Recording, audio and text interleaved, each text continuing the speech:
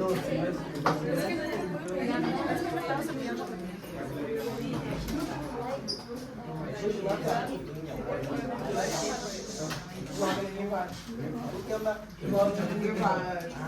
walking around and seeing, are we logged into Nearby to show you on the board?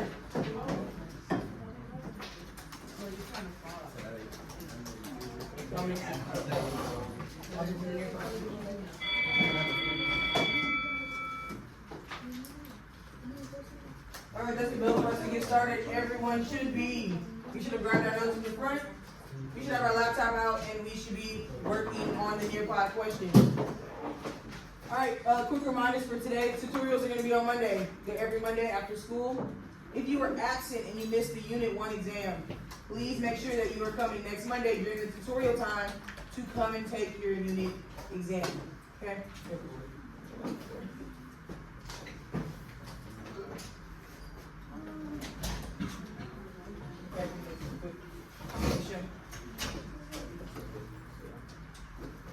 Also, if you're wondering, test corrections will be available. Test corrections cannot happen until after the makeup day, though. Okay? Excuse me. You need to make sure that we're listening to the information you may want to receive. Okay? Test corrections. Remember when you do test corrections, the highest grade you can receive is a 70. So like if you already made an 85, you cannot come and do test corrections to try to get like a 90. Okay? It's only to increase your grade to the max of a 70. Okay? So those are the people, if you made less than a 70, then test corrections are for you. They cannot happen until after the makeup day. Your unit exam grades are already in Skyward. I know some of you have already asked me about it. You probably already checked, but if you haven't checked, feel free to use the next couple of minutes to finish the Nearpod and check your grade on the unit exam. Okay? And if you have any questions, we can talk about that today at the end of class. We should have some time during the practice. So, we're going to do about 3-4 more minutes on the Nearpod.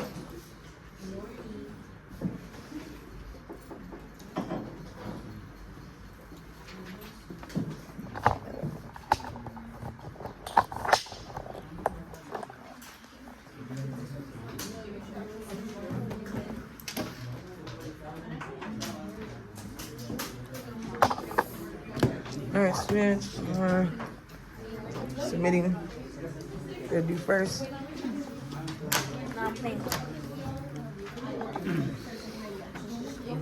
I see yours because you got the answers on yours. Oh, okay. Let's see.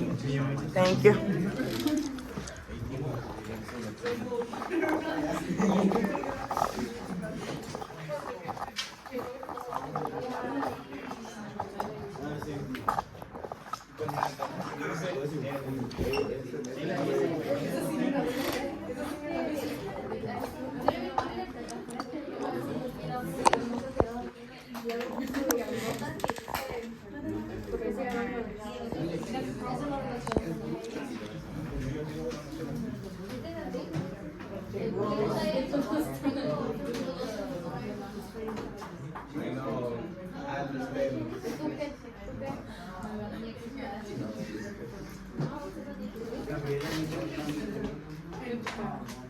Yo, tell her because I remember when you went to the school, she saw you, not me, so I thought it was skate. So I go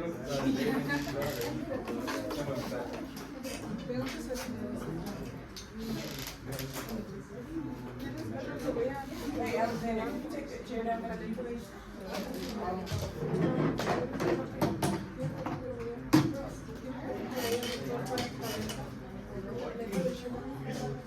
This is training break, bro.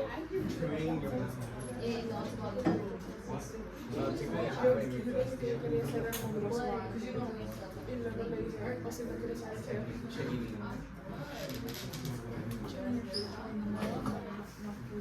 What? Alright, ladies and gentlemen, let me get everyone's attention up here. Everyone's attention up here. Alright, we're going to go over the answers of the do now. But first, if you have your pass for the bid trip today. Yeah, the bid trip. Is anybody else? Anybody going to the movie? Alright, I'm gonna say if you know, then why y'all going down low? Let's see. The names on the list are Jaylene, Evelyn. Let's see who's in here. It's Jaylene, Jocelyn, Nia, Evelyn, Marco, Carrie, Jeffrey, Daniela, Ronaldo, Jonathan, Jaden, Lydia, Emily, Kimberly. So it's like 3 of y'all. 1, 2, 3. Y'all can go get y'all in there 5 or 6. Which is Miss Harrison's class.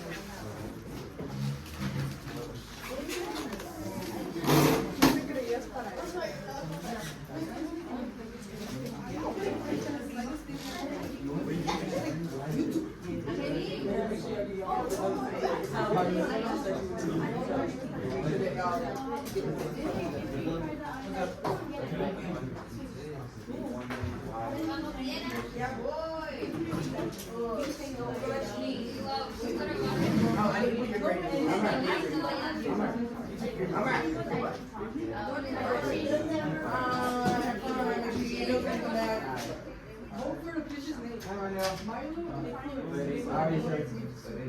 All right, let's go ahead and go over the near part. So all of our attention is up here.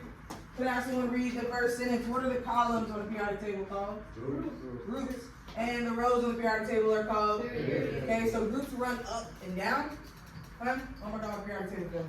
I had a big periodic table on the wall. I'm not paying back up. And periods run across. Okay, that's what we're going to be learning today. We're going to be talking about how the periodic table is arranged and why it's arranged the way it is. So you are going to need your periodic table. So if you don't have yours out, go ahead and take it out of your binder. You will be needing your periodic table today.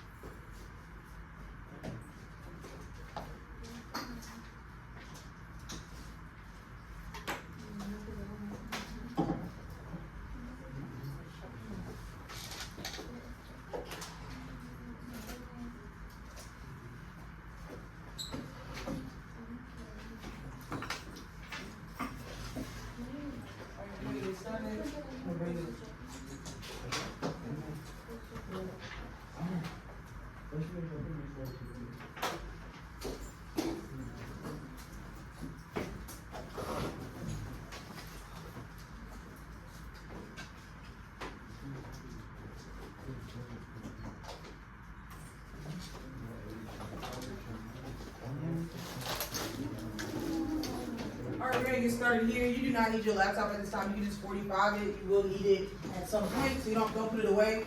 But let's just go ahead and 45 it. All right, we wrapped up Unit 1. We took our Unit 1 exam earlier this week, and now we're going to be starting Unit 2 today. In the last unit, we learned a little bit about using the periodic table.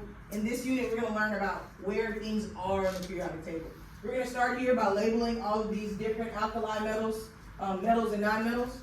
So you get a copy just like I have here. So we just learned in our do first that groups, okay, are for the columns. Periods run left to right, okay. Some information we probably already know. That the row numbers represent the energy levels. We use that when we were doing electron configuration. Noble gas is probably also familiar. We also use that to do noble gas configuration. So some of this information we already know. Some of this information is going to be new to us today. We're going to be learning how and why all of these elements are arranged the way that they are. We're going to spend another maybe a minute or two making sure that we're copying this down.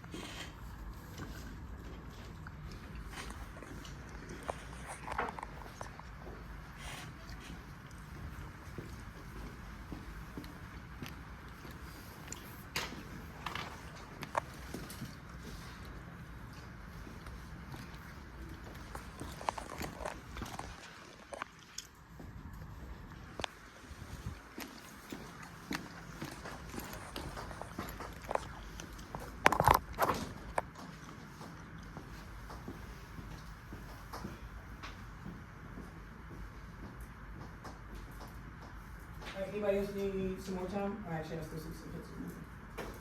Need a little more time?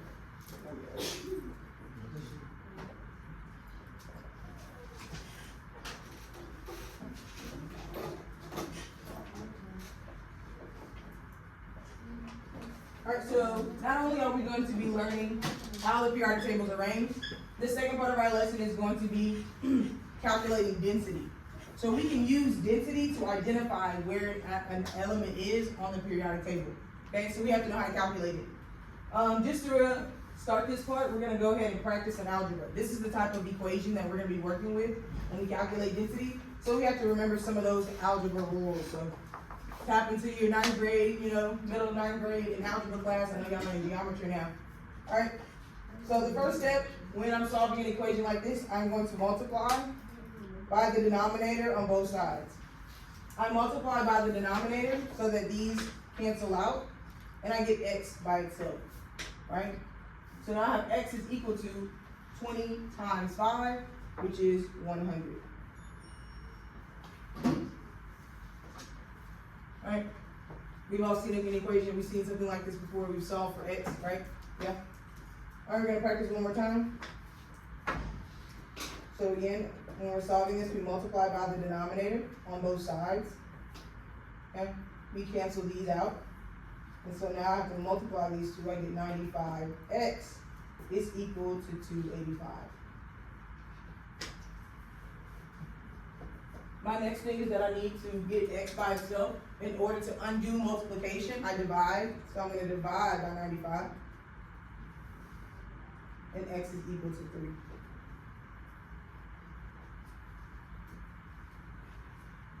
So these are the two things we can expect to see in today's lesson is identifying where things are on the periodic table, whether they're halogens, noble gases. The second part of today's lesson is we'll be doing a little bit of algebra and calculating density.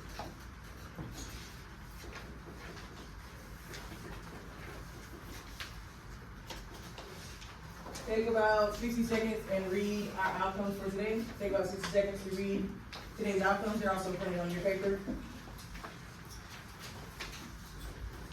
Arrangement of the periodic table. And describe the elements.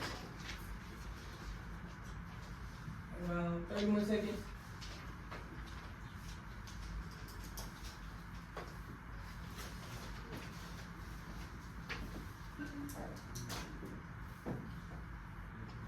I'm gonna put the notes on the board and then we'll talk about it for a second.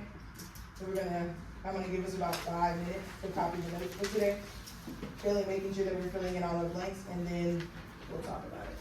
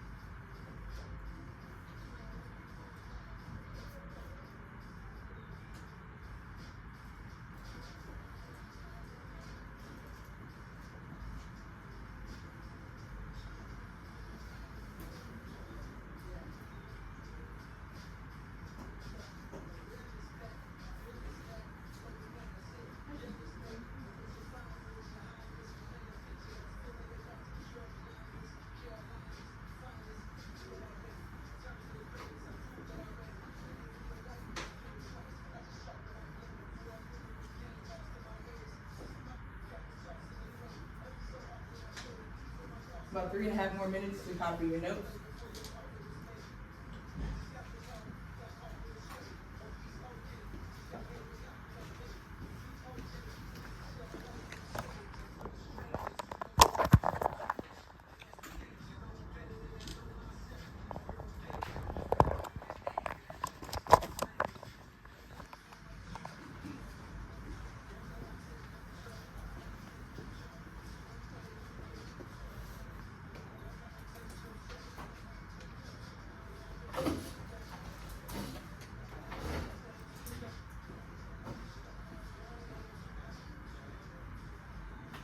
little less than 3 minutes.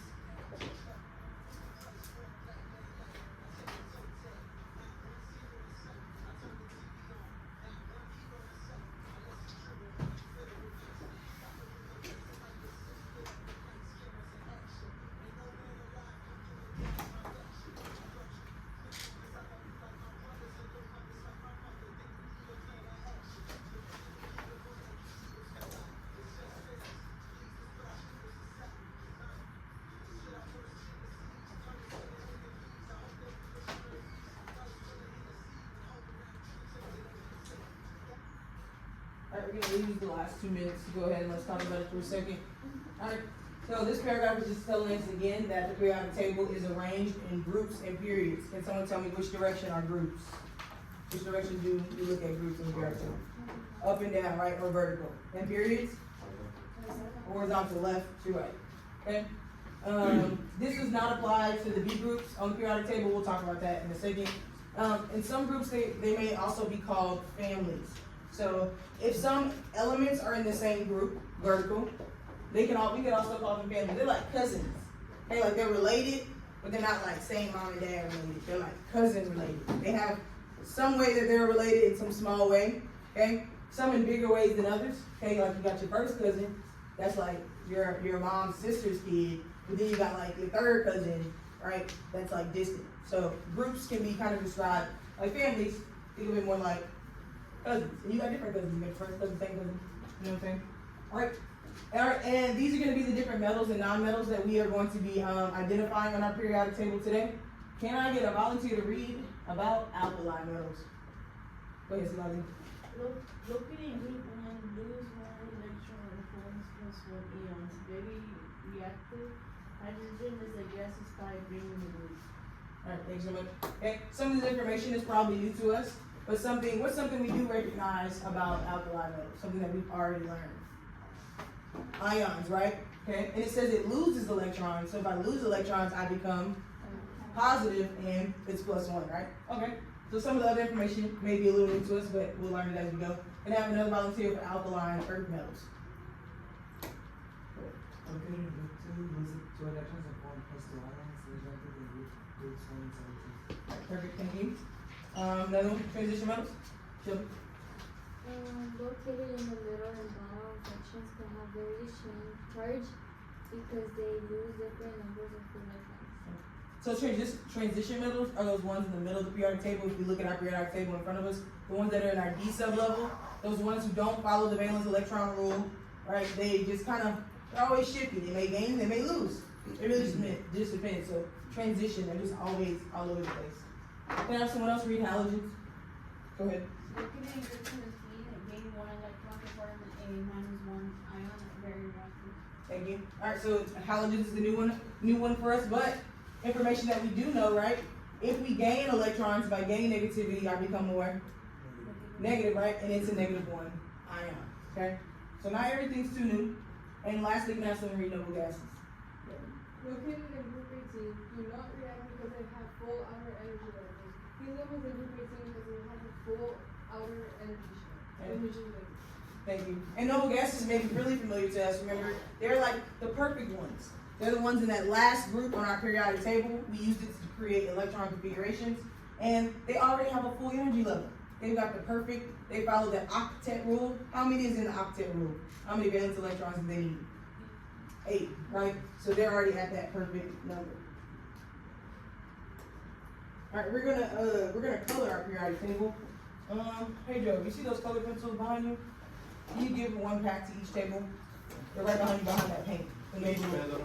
Next to the paint, those are the color pencils. Can you give 1 to each table? All right, we are going to label each of these metals and non-metals on our periodic table. I'm going to put one up on the board. Hey Joe's passing out colored pencils, and you're going to use that to create your periodic table. If you don't have a periodic table with you, I'll give you one. I have some extra. All right, Shay, I take that back. If you don't have your periodic table, you can just color the one on the front page. If you don't have your own periodic table that I handed out, you can go ahead and color and label them on here. I'm going to be bringing y'all some new periodic tables. I'm just waiting for them to change the tone so that I get one real crispy. Because it always prints real crazy. That's why it's all blurry on y'all's. It's not like a crisp image, just because of the toner. Alright, so this is what you are going to be doing to your periodic table, okay? We label these on the front of our notes, but I also have an example here, okay? Hey, can we turn our voices off just for a second? That's, I want to make sure everyone is going to do theirs right, okay? On mine, I made alkali metals pink. You can really make it whatever color you like, but you must have a key. Everyone's periodic table must have a key, okay? So that you know what colors go with which elements, with which group, okay? So again, you can copy mine. You use the same colors as me, cool. But if you want to use whatever colors you choose, that works for me as well. When you're coloring, we're just lightly shading in, okay? We're not, full fist coloring, because you gotta be able to see what's on the periodic table. So, also you don't need to be Picasso. Coloring the lines, but you don't have to be Picasso, okay? I'm gonna be walking around. I'm looking for your key. You must have a key. Let's do this for about 5 or 6 minutes.